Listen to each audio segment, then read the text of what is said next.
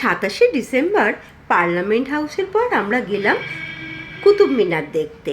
কুতুব মিনার ভারতের দিল্লিতে অবস্থিত একটি বিশ্ব ঐতিহ্যবাহী স্থান, যা প্রায় 72.5 মিটার অর্থাৎ 239 ফুট উঁচু। এটি বিশ্বের সর্বোচ্চ মিনার হিসেবে পরিচিত।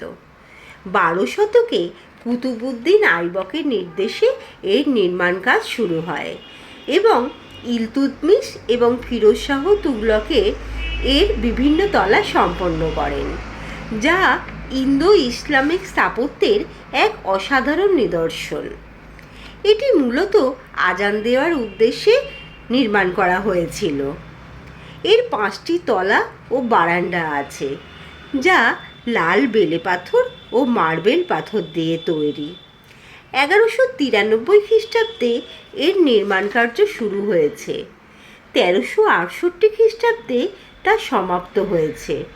এই মিনারের পাদদেশের ব্যাস হল 14.3 মিটার, চূড়ার ব্যাস 2.7 মিটার। এটি একটি বিজয় স্তম্ভ হিসেবে নির্মাণ করা হয়েছিল। কুতুব মিনার কমপ্লেক্সে একটি বিখ্যাত লৌহ স্তম্ভ রয়েছে, যা বছরের পর বছর মরিচা না ধরেই দাঁড়িয়ে আছে। এটি প্রতিদিন সকাল 7টা থেকে বিকেল 5টা পর্যন্ত দর্শনার্থীদের জন্য খোলা থাকে।